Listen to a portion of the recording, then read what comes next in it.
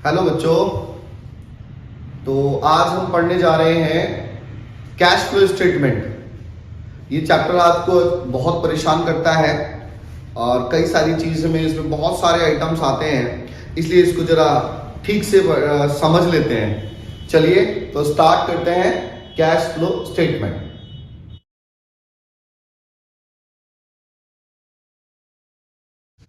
तो सबसे पहले कैश फ्लो स्टेटमेंट को पढ़ने से पहले मैं आपको बता दूं कि कैश फ्लो स्टेटमेंट होता क्या है, ये डॉक्यूमेंट क्यों बनाया जाता है। जैसा कि इसके नाम से ही पता लग रहा है, कैश फ्लो स्टेटमेंट यानी कि कैश के फ्लो को दिखाने वाला स्टेटमेंट।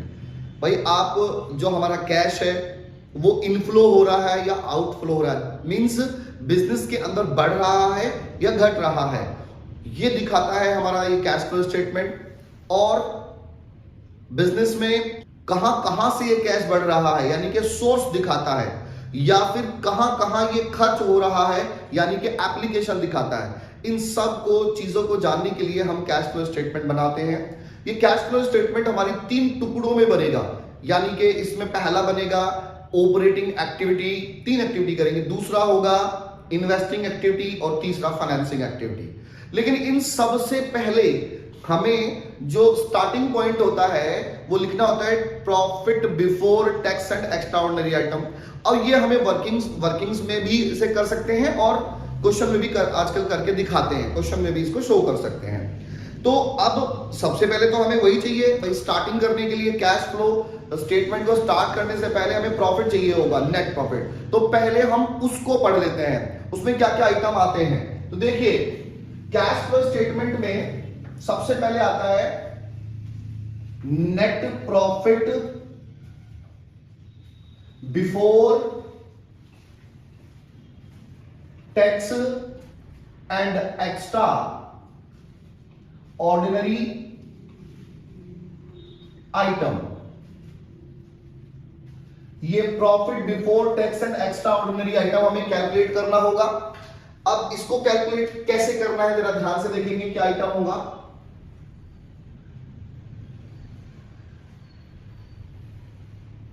देखिए एक्चुअली में हमें ना इसमें जो हमें नेट प्रॉफिट निकालेंगे, क्योंकि net profit before tax and extra ordinary, net profit तो निकाल चुके हैं, net profit before tax and extra ordinary items यानी कि इनसे पहले ये लेस किए जा चुके हैं आइटम्स, अब इनको हम वापस रिवर्स कर रहे हैं, ऐड बैक कर रहे हैं। तो उसके बाद कितना प्रॉफिट होना चाहिए वो हमें देखना है। तो हम स्टार्टिंग करेंगे, जो हमें statement of profit and loss question में हमेशा गिवन होगा उसके थ्रू स्टार्ट करते हैं। तो सबसे पहले closing balance,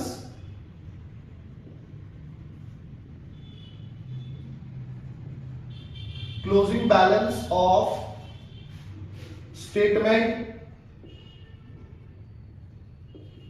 statement of profit and loss, ये हम लिखेंगे। इसमें जितना इसका ये क्लोजिंग ओपनिंग इसमें से लेस करेंगे, तो less opening balance of statement of profit and loss. ये ओपनिंग माइनस करने के बाद जो भी हमारा बैलेंस बच करके आएगा, ये बैलेंस जो बच करके आएगा उसे हम, ये हमारा प्रॉफिट होगा, प्रॉफिट फॉर द ईयर, यानी कि हमने इस साल में इतना प्रॉफिट कमाया, इतना प्रॉफिट कमाया। अब ये जो प्रॉफिट है इसमें बाकी के आइटम्स डालते हैं। जैसे देखिए सबसे पहले आइटम ऐड क्या क्या होंगे, इन एरिया आइटम्स पे ध्यान देना है, क्योंकि बच्चे जो गलती करते हैं वो इसी पर करते हैं। डिविडेंड, अब ये डिविडेंड क्या होता है, जो भी हमारे शेयर होल्डर्स होते हैं, जो हमारी कंपनी में आपके शेयर खरीद चुके होते हैं, उनको हमारे शेयर कंपनी से कुछ प्रॉफिट का हिस्सा दिया जाता है, उसे हम डिविडेंड कहते हैं। तो यहां पे डिविडेंड जो दिया जाता है, जो इस ईयर में पेड हो चुका है, उसे लिखेंगे। पेड बेसिस आएगा, डिविडेंड आएगा पेड। ठीक है, डिविडेंड जो हमने पे कर लिया है या फाइनल, ठीक है, जो कई बार हमें प्रपोज्ड होगा तो वो प्रपोज्ड इन प्रीवियस, भाई जो पिछले साल में प्रपोज किया वो इस साल पे होगा, तो प्रपोज्ड इन प्रीवियस ईयर, जो पिछले साल में प्रपोज किया गया वो डिविडेंड। उसके एक आता है इंटरिम डिविडेंड। इंटरिम डिविडेंड, अब ये इंटरिम डिविडेंड क्या है? इंटरिम डिविडेंड होता है जो करंट ईयर में ही, क्योंकि ये तो पिछले साल प्रपोज किया और इस साल पेमेंट किया, ये करंट ईयर में ही प्रपोज किया जाता है, तभी के तभी पेमेंट किया जाता है। तो ये भी पेड बेसिस, जितना हमने पे किया वो यहां पे आ जाएगा। ओके, प्रपोज डिविडेंड, क्योंकि ये हम प्रॉफिट में से दे चुके होंगे इसलिए इसको भी लेस किया, इसको ऐड कर देंगे। इसके बाद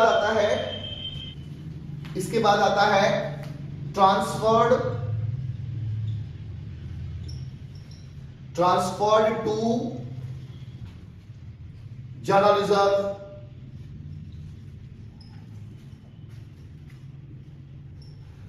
रिजर्व, या फिर DRR, डिबेंचर रिडेम्पशन रिजर्व, जो भी हमने अमाउंट उसमें ट्रांसफर किया वो यहां पे आ जाएगा। और हमने टैक्स भी पे किया क्योंकि नाम में ही है प्रोविजन बिफोर टैक्स, तो ये भी हमें कैलकुलेट करना है। तो अब इसमें आएगा प्रोविजन फॉर टैक्स।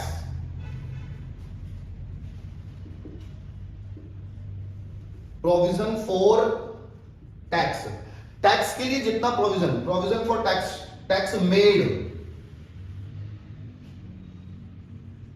जितना भी प्रोविजन फॉर टैक्स हमने बनाया है, टैक्स क्या प्रोविजन किया है।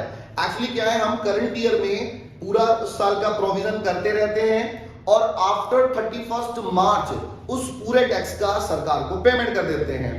तो पूरे साल में प्रोविजन, तो पेमेंट तो अगले साल में किया, तो ऐसे ही पिछले साल में जो हमने प्रोविजन किया होगा वो इस साल पेमेंट करेंगे, और जो इस साल प्रोविजन किया उसको अगले साल पे करेंगे। तो हमें यहाँ पे प्रोविजन डालना है, जो पे किया वो नहीं डालना है, यहां पे हमें डालना है प्रोविजन, जो हमने प्रोविजन बनाया है टैक्स को पे करने के लिए। दूसरे शब्दों में कह सकते हो कि हमने कुछ पैसे गुल्लक में थोड़े थोड़े डालते रहे ताकि हम समय आने पर उस गुल्लक को फोड़ के पैसे दे दें। तो ये वो गुल्लक ही है।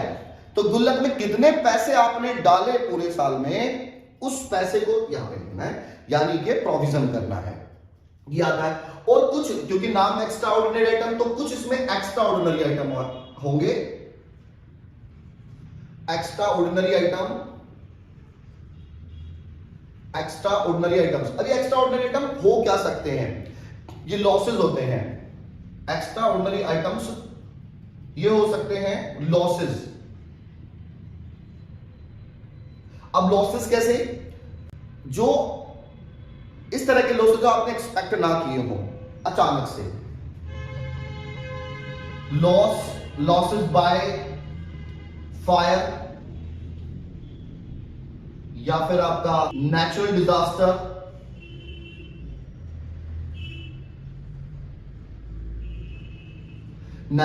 से आपका कोई भी लॉस हो जाता है, तूफान आ जाता है उससे आपका कोई लॉस हो गया, और अर्थक्वेक आ जाता है, फ्लड आ जाता है ना, उससे आपका कोई लॉस हो गया। तो जो भी इस तरह का लॉस होगा वो यहां पे हम ऐड करेंगे। अब आता है हमारे लेस के आइटम। लेस में क्या होगा? लेस में सबसे पहले हमने प्रोविजन फॉर टैक्स डाला, तो कई बार क्या होता है कि हम सारा कैलकुलेशन करते हैं, फिर भी हमारी किसी कैलकुलेशन की मिस्टेक की वजह से या कोई एडजस्टमेंट नहीं कर पाए, उसकी वजह से हमारा रह जाता है कोई आइटम डालना या कुछ भी, उसकी वजह से हमारा टैक्स ज्यादा चला जाता है, सरकार को ज्यादा टैक्स चला जाता है। तो वो सरकार से हमें वापस डिपार्टमेंट, इनकम टैक्स डिपार्टमेंट हमें टैक्स वापस कर देता है, यानी कि रिफंड कर देता है। तो उस रिफंड को हम यहां पे लेस कर देते हैं। तो लेस करेंगे रिफंड ऑफ इनकम टैक्स। तो रिफंड ऑफ इनकम टैक्स हम ये लेस कर लेंगे, इसलिए मैंने इसको ब्रैकेट में लिखा। और कुछ एक्स्ट्रा ऑर्डिनरी आइटम्स हो सकते हैं। अब फिर से ये एक्स्ट्रा ऑर्डिनरी आइटम्स क्या हो सकते हैं? ये हमारे इनके कंपनसेशन हो सकते हैं। कंपनसेशन कैसे भाई? हमने अगर फायर इंश्योरेंस कराया हुआ है, ये फायर से लॉस बाय फायर, तो उसका इंश्योरेंस भी हो सकता है, तो इंश्योरेंस से हमें कंपनसेशन मिल गया। कंपनसेशन कई बार सरकार भी हमें फ्लड जो फ्लड पीड़ित है या फिर स्टॉर्म पीड़ित है, अर्थक्वेक में किसी का नुकसान हो गया, वो पीड़ित है, उनको सरकार अपनी तरफ से एड दे देती है, मुआवजा, आपने सुना होगा, मुआवजा दे देती है। तो वो कंपनसेशन जो देती है वो हमें मिला, तो उससे हमारा जो लॉस है कहीं तक कुछ हद तक कुछ कवर हो जाता है, तो उसको भी हम अपने लॉस में से लेस कर लेते हैं। ठीक है, तो ये आइटम ऐड लेस करने के बाद जो भी हमारा फाइनल अमाउंट आएगा ये होगा हमारा net profit before tax and extra ordinary items, यानी कि टैक्स और एक्स्ट्रा ऑर्डिनरी आइटम से पहले का प्रॉफिट। ये वो नेट प्रॉफिट है जो टैक्स और एक्स्ट्रा ऑर्डिनरी आइटम से पहले का है, जिसमें proposed dividend, interim dividend, transfer to general reserve, ये सब आइटम ऐड किए जाएंगे। अच्छा, इसमें कई बार बच्चे गलती करते हैं डिविडेंड में क्वेश्चन में कई बार डिविडेंड पेबल दे देगा। अब जैसे मान लीजिए डिविडेंड पेबल दिया है, डिविडेंड पेबल, तो जो डिविडेंड पेबल दिया है आप उसको नहीं लिखेंगे, डिविडेंड पेबल को नहीं लिखना है, डिविडेंड पेबल नहीं लिखना है, क्योंकि डिविडेंड हमें तो यहां पे जो इस साल में डिविडेंड पे किया गया है वो लिखना है। इनकम टैक्स पेड होगा वो यहां नहीं लिखना है, इनकम टैक्स पेड, तो वो भी हमें नहीं लिखना है, क्योंकि हमें यहां पे प्रोविजन फॉर टैक्स देना है। Provision for tax previous year और करंट ईयर दोनों का हो सकता है, तो आप प्रोविजन फॉर टैक्स जो होगा वो मेड यानी कि करंट ईयर का लेंगे, करंट ईयर में जितना भी प्रोविजन किया गया है वो आप यहां पे लिखेंगे, और जबकि डिविडेंड जो है वो प्रीवियस ईयर का लिया जाएगा। ये बातें ध्यान रखनी है। डिविडेंड क्योंकि पेड है, डिविडेंड क्या है, देखो ये दो चीजें हैं, दोनों के साथ सेम प्रोसीजर होता है। हम क्या करते हैं, प्रपोज डिविडेंड में भी इस साल प्रपोज करते हैं, नेक्स्ट ईयर पे करते हैं, यानी कि जो पिछले साल में प्रपोज किया वो अब पे कर रहे हैं। उसी तरह से टैक्स का है, जो टैक्स इस साल हमने प्रोविजन बनाया अगले साल पे किया, लेकिन दोनों के साथ क्या है, डिविडेंड का तो जो हमने जितना पे किया वो हमें यहाँ पे ऐड करना है, और प्रोविजन का जितना हमने प्रोविजन किया। एक्चुअली में क्या होता है, जो प्रोविजन फॉर टैक्सेशन का भी जो होता है ना, हम ये पे ही करते रहते हैं। मैंने बताया कि आपको गुल्लक में डालते रहते हैं, लेकिन वो गुल्लक ना होती सरकार के पास ही है, हम उसी अकाउंट में थोड़ा थोड़ा पैसा डालते रहते हैं। सरकार ने हमें एक ऐसी फैसिलिटी दी हुई है कि आप सेव कर रहे हो अपने पास ना सेव करके हमारे ही पास सेव करो। तो हम क्या करते हैं, सरकार का जो खाता है उसमें जितने भी हमारे पास होते हैं, हमें पास्ट एक्सपीरियंस से पता हो जाता है कि भाई इतने प्रॉफिट तो हमारा ही जाएगा और इस पे इतना टैक्स तो बनेगा। एक अमाउंट सपोज कि हमने 1 करोड़ रुपए कमाए और उस पे हमें 30% टैक्स देना है, तो 30 लाख रुपए टैक्स देना है, ये हमें पता लग जाता है पास्ट एक्सपीरियंस से। तो हम 30 लाख एक साथ देंगे तो बड़ा थोड़ा टफ पड़ेगा, इसलिए थोड़ा थोड़ा पैसा हम उस अकाउंट में डालते रहते हैं, और at the end of the year सारा हिसाब किताब लगा करके एग्जैक्टली कि भाई कितना टैक्स देना है उसको भी एडजस्ट कर देते हैं, और यदि थोड़ा बहुत कम पड़ता है तब वो दे देते हैं, और ज्यादा चला जाता है तो रिफंड आ जाता है। इसलिए ये भी पेड बेसिस ही होता है, करंट भी प्रोविजन फॉर टैक्स, इसलिए इसको यहां पे हम प्रोविजन को डालेंगे। ओके, तो ये आज इसके बाद अभी हमारा प्रोविजन फॉर टैक्स स्टार्ट हो जाता है। इसके बाद अभी जो हम पढ़ेंगे, अभी हम पढ़ेंगे जो कैश फ्लो स्टेटमेंट में, कैश फ्लो स्टेटमेंट, उसमें हम 3 एक्टिविटी पढ़ेंगे। पहली पढ़ेंगे ऑपरेटिंग एक्टिविटी,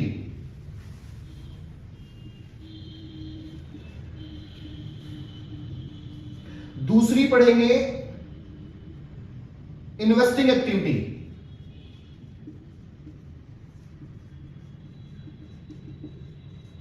और तीसरी पढ़ेंगे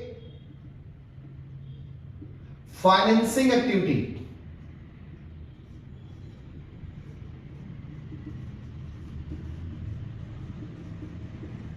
ये 3 एक्टिविटी हम इसके अंदर करेंगे और तीनों एक्टिविटी करते हैं, लेकिन इन तीनों को करने के लिए हमें इसका होना जरूरी था, ये होना जरूरी था, यही पहले, क्योंकि बच्चा जब इसी में गलती कर देगा, जब आपको यही आइटम्स क्लियर नहीं होंगे, इसमें गलती हो जाएगी, तो बच्चों ये तो पूरा गलत हो ही जाना है। इसलिए सबसे पहले हमें फोकस इस पे करना है, और आपकी बुक में इसके भी क्वेश्चन स्टार्टिंग में दिए होंगे, तो सबसे पहले इसको हमें समझ लेना है। ओके, चलिए बच्चों एक क्वेश्चन कर लेते हैं इसी के बेस पर, ताकि आपको इजीली ये जल्दी से समझ में आ जाए। तो मैं एक क्वेश्चन ये मैंने लिख दिया है आपके सामने, इस क्वेश्चन को आप ध्यान से पढ़ लें, तब तक मैं लाइन में खींच लेता हूं। बिल्कुल सेम वही तरीका जैसे हमने इसमें किया था, तो हम यहां लिखेंगे closing balance of statement of profit and loss. तो क्लोजिंग बैलेंस इसमें गिवन है 3,36,000। इस 3,36,000 में से हम लेस कर देंगे ओपनिंग, जैसा कि मैंने फॉर्मेट में बताया, less opening balance of statement of profit and loss. ये हमारा 1 लाख है, ये 1 लाख इसमें से माइनस करने के बाद 2,36,000 हमारा बचेगा, 2,36,000। ये आ गया हमारा profit for the year, profit for the year. तो प्रॉफिट फॉर द ईयर करने के बाद अब हम ऐड करेंगे आइटम्स, ऐड करेंगे कुछ वही आइटम्स जो हमें इसमें, जैसे कि डिविडेंड है, तो अब डिविडेंड पेड, ये रहा dividend paid in current year, तो डिविडेंड पेड, तो डिविडेंड पेड है हमारा 72,000 रुपीज का। उसके बाद interim dividend paid, interim dividend भी लिखो, इंटरिम डिविडेंड पेड, ये भी इंटरिम डिविडेंड पे किया हमने 90,000 रुपीज का, 72,000 का डिविडेंड ये, और ये 90,000। ओके, इसके बाद हमारा ट्रांसफर टू, इसमें से कुछ पैसा हमने ट्रांसफर टू रिजर्व कर दिया, ट्रांसफर टू रिजर्व। तो ट्रांसफर टू रिजर्व हमारा 1 लाख रुपीज है, ये भी हमारा ऐड हो जाएगा। Provision for taxation, provision for tax, provision for tax. अब प्रोविजन फॉर टैक्स कितना, 1,50,000, वो भी हमने ये ले लिया। Loss due to earthquake,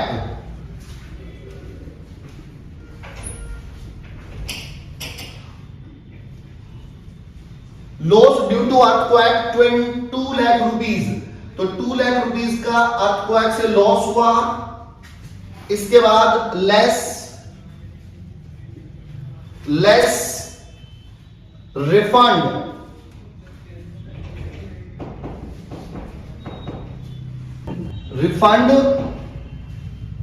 of tax, तो रिफंड ऑफ टैक्स 3,000, ये 3,000 का रिफंड ऑफ टैक्स है। उसके बाद इंश्योरेंस क्लेम,